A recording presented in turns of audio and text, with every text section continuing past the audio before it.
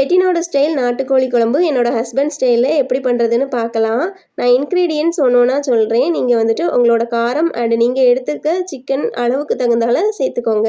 ஒரு பாத்திரத்தில் முழு மல்லி, வத்தல், கருவேப்பிலை, மிளகு, சோம்பு, அப்புறம் பிரியாணி ஸ்பைசஸ் எல்லாத்துலேயுமே கொஞ்சம் கொஞ்சம், ஜீரகம், ஒரு அரை முறி தேங்காய், மஞ்சள் தூள், கசகசா இதெல்லாம் ஆட் பண்ணி நல்லா வறுத்து எடுத்துக்கணும்.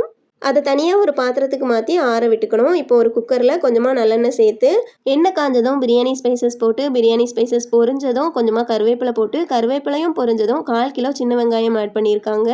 அதை நல்லா வதங்கினதுக்கப்புறமா தக்காளி சேர்த்து, தக்காளி நல்லா வதங்கினதுக்கு அப்புறமா இஞ்சி பூண்டு பேஸ்ட் ஆட் பண்ணி, அதோட பச்சை வாசனை போனதுக்கு அப்புறமா வாஷ் பண்ணி வச்ச சிக்கனையும் ஆட் பண்ணி, கொஞ்சமாக மஞ்சள் தூள், 2 ஸ்பூன் வத்தல் பொடி ஆட் பண்ணிக்கிட்டாங்க.